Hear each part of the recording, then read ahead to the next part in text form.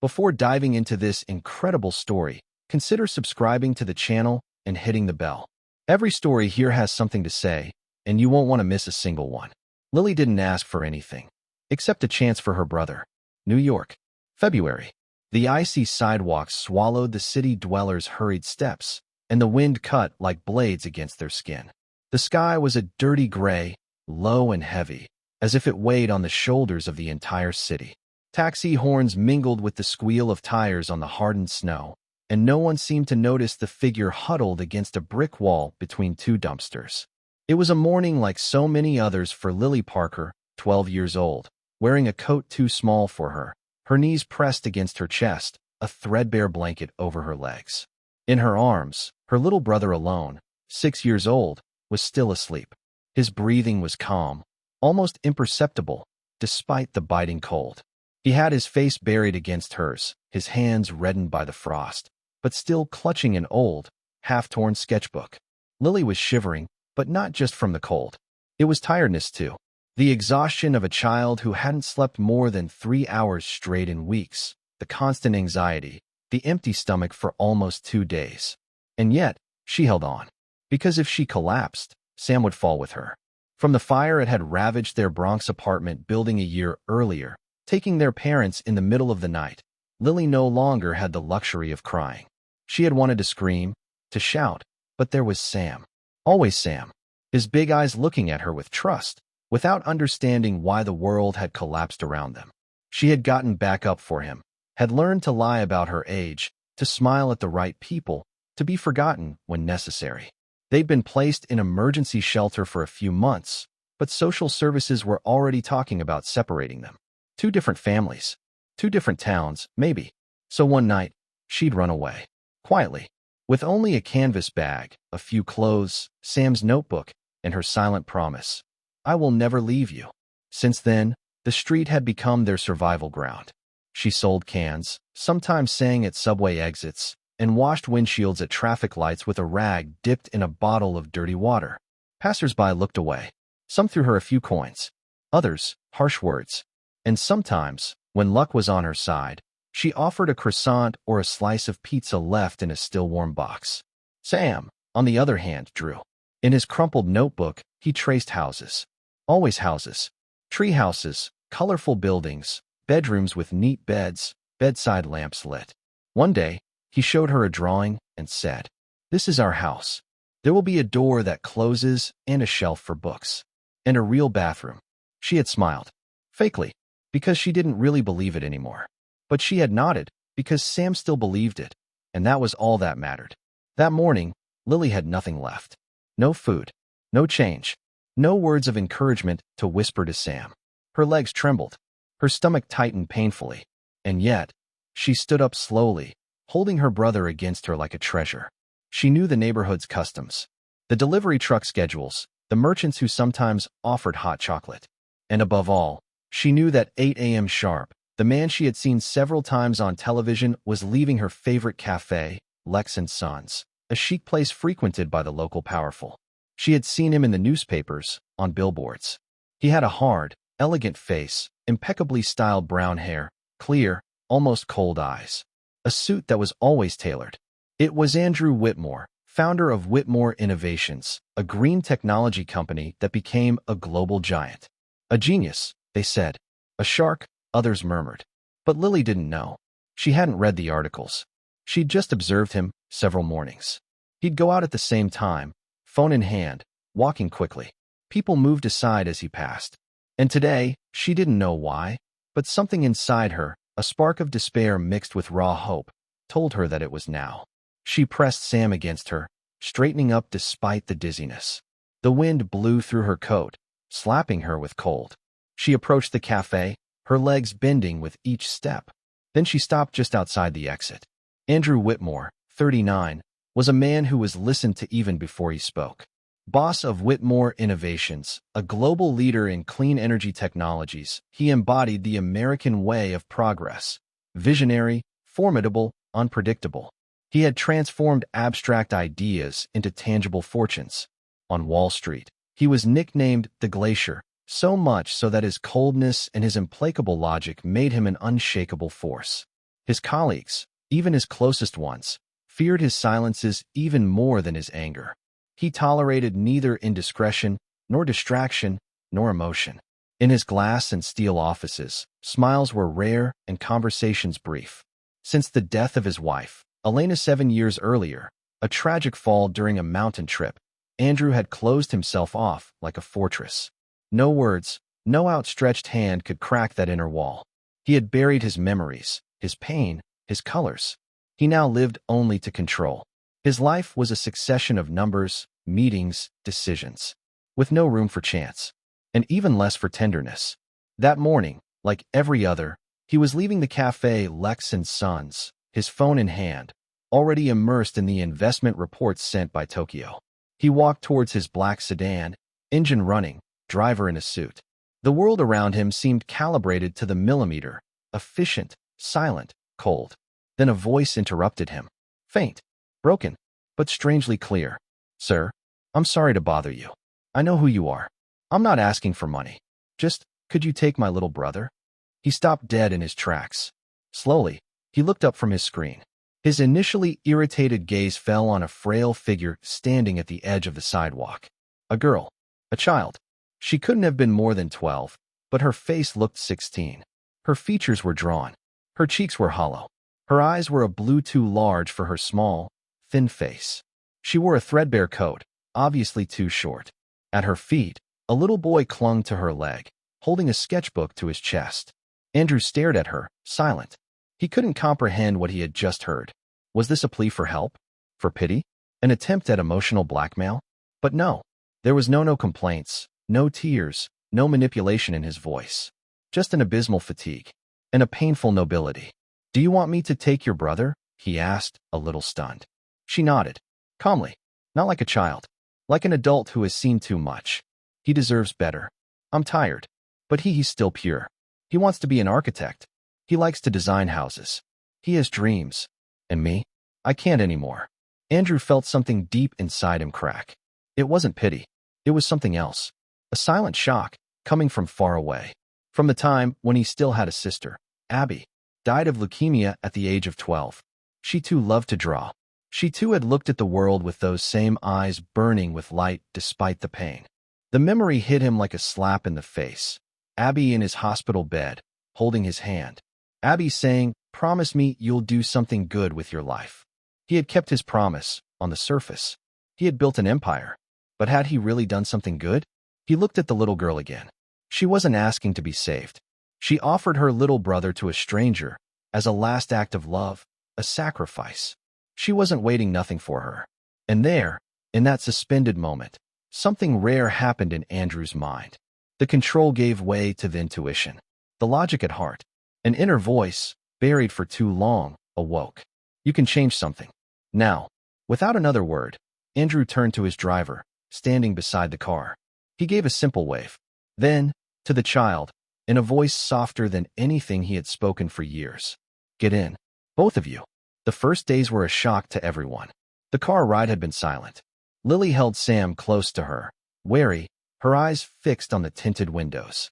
She hadn't dared to lean back completely, as if comfort were forbidden to her. Sam, on the other hand, watched everything with wide eyes, mesmerized by the black leather, the dim lights, the unusual silence. He had never seen the interior of a vehicle so clean. He simply whispered, "Where are we going, Lily? Is it his place?" She didn't know what to answer. Andrew's house was perched atop a hill on the Upper West Side. A pale stone facade, imposing columns, immense windows. A world unlike anything the children had ever known. As soon as they arrived, a butler, Mr. Hawkins, had leaned down to greet them. Lily had instinctively pulled Sam behind her, like a small cornered animal. They had said almost nothing for the first 48 hours. Lily refused to change, refused even to sit on the overly soft bed, as if she were afraid of getting it dirty. She slept on the rug next to Sam's bed, her coat still on. Sam clung to her at the slightest noise. The first time a door slammed, simply because of a draft, he screamed, and Lily jumped, arms raised as if to fight. Andrew watched, silent. He didn't know how to go about it. He never spoke to children. He didn't speak to many people, really. So he did what he knew how. He hired the best. And among them, there was a mess. Clara Evans, a former social worker with a gentle gaze and a calm voice, Clara had spent 20 years caring for children wounded by life. She never forced contact. She let silence settle, glances float, gestures approach at the rhythm of fear. With patience, she gradually gained their trust. She brought Lily some loose, comfortable clothes.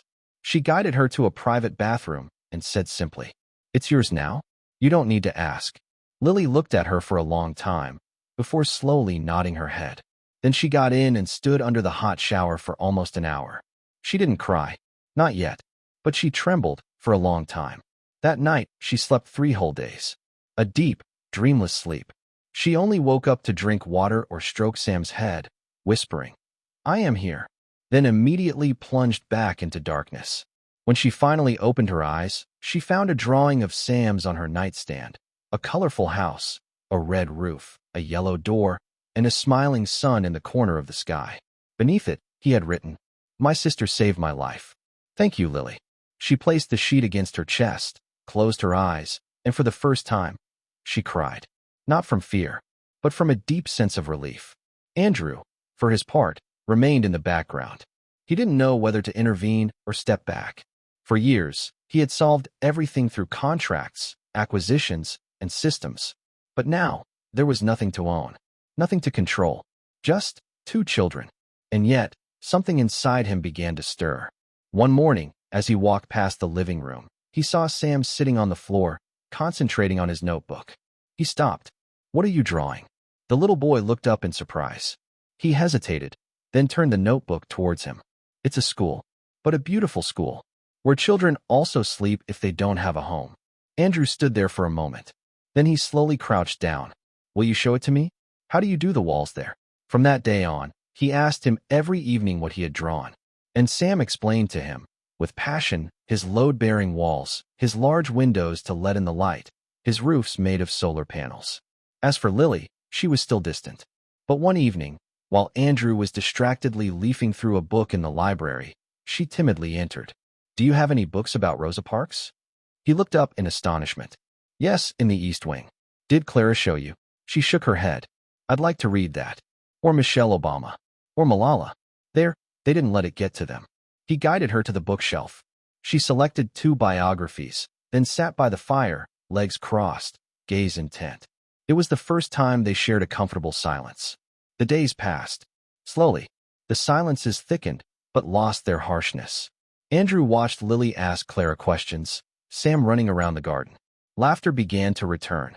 Quiet, shy, but sincere. And one evening, as they were finishing dinner in a bright but quiet room, Lily asked in a barely audible voice, "Why did you say yes? That day, when I spoke to you?" Andrew put down his fork. Silence fell again. He took a few seconds. Then he answered, his voice hoarse, without hesitation. "Because no one has ever asked me for something so pure, without wanting anything in return. And I realized I was facing someone braver than me." Lily looked down. A faint smile played on her lips. And in Andrew's eyes, for the first time in 7 years, a fragile light danced again. 1 year later, everything had changed, and yet the most precious things had remained simple. The conference room was packed. Journalists, investors, public figures, and representatives of associations had come to listen. Andrew Whitmore, the clean energy magnate, whose reputation for rigor and isolation had always made him a rare speaker. We were expecting figures, balance sheets, perhaps the announcement of a revolutionary new project. But that morning, Andrew appeared without his usual suit, wearing a sober blazer and no tie. He took the stage without his usual assistance and placed his notes on the music stand, which he never opened. He looked up at the room, took a deep breath, then spoke in a calm voice. "Today, I'm not here to talk about innovation or profits. I'm here to talk about a word I've despised for years: vulnerability." A murmur ran through the room. Some were already taking out their pens, others their phones. "For most of my life, I believed that wealth was measured by the speed of our achievements, the height of our towers, the number of our victories. But a year ago, on a cold February morning, a child stood before me and proved me wrong." There was total silence. She didn't ask me for money. She asked me to save her brother, without expecting anything for herself. This idea, this strength, this dignity, overwhelmed me. It was she who pushed me to create the foundation Hope and Brick, which will provide sustainable housing, care, and most importantly, long-term education for homeless children. He paused.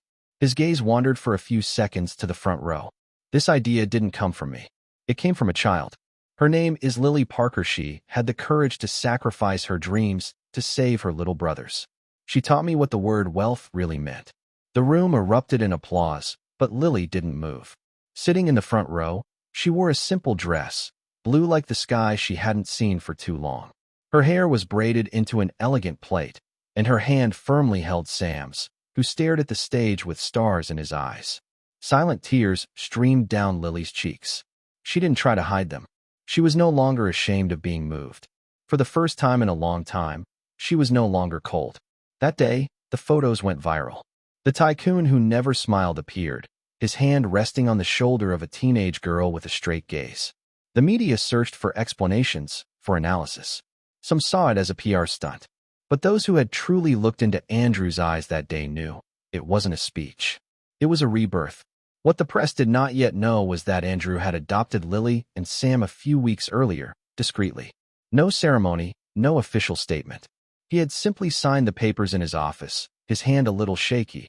Then he had waited for Lily in the kitchen. When she arrived, he handed her an envelope. "You're officially home. You always have been. But now it's written." She looked at him without speaking, then threw herself into his arms. The contact was awkward like everything true. But in that silent embrace, Andrew felt for the first time since Elena's death that he was no longer alone. A few days after the conference, on a mild evening in spring, Lily had gone out into the garden. Sam was already asleep. The air was fragrant with cherry blossoms. The sky was clear, dotted with stars. Andrew sat on a stone bench, a steaming cup of tea in his hands. Lily approached quietly and sat down next to him. She looked at the trees, then the sky, then simply said, "I thought my life would end on the streets, never seeing a roof over my head again. Without a school, without a future. You gave me all of that." Andrew turned his head towards her. He looked at her for a long time, then placed a hand on her shoulder. "No, Lily, you're the one who gave me a future." She smiles, tears at the edge of her eyelashes, but her face is calm. And in that peaceful night, he knew he had found what he had always been looking for. Not a business, not an inheritance, a family. 10 years later, the world had changed a lot.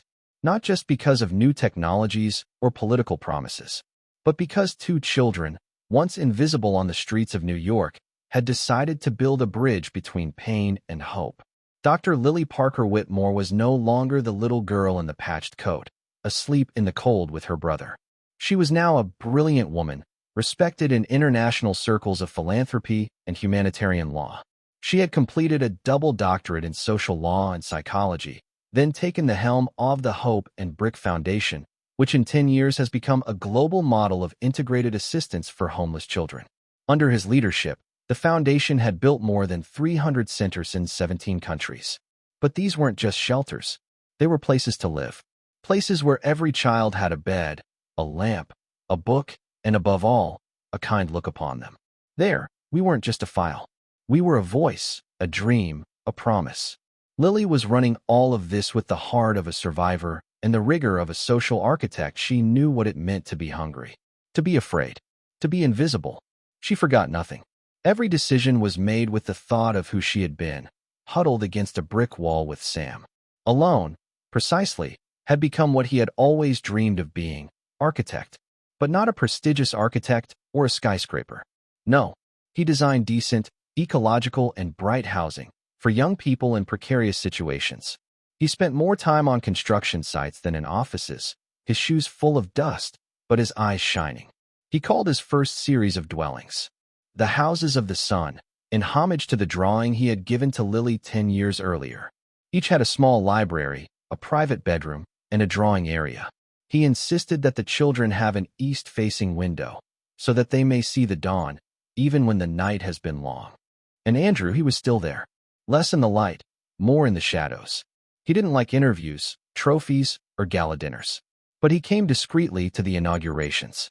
He listened to the speeches with a lump in his throat, his hands clasped behind his back. He had aged, of course. His temples had silvered, his movements slowed. But in his eyes, a new peace shone, deep, unshakable. Because every day, he watched these two young adults walk in a world they were helping to repair. A world he would never have known how to dream without them.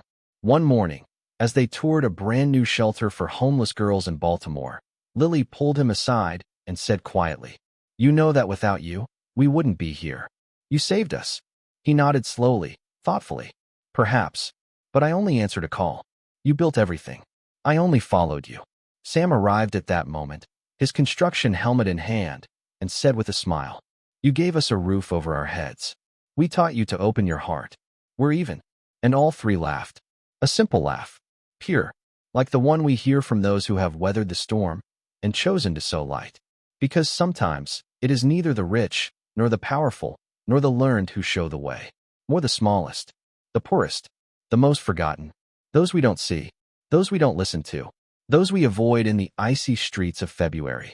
These are them who remind us, without even wanting to, what it means to love unconditionally, offer without return, and believe, even when there is nothing left to hope for. And this is how they are born, the most beautiful silent revolutions. Not in speeches, but in a child's gaze, focused on a future that he still dares to draw.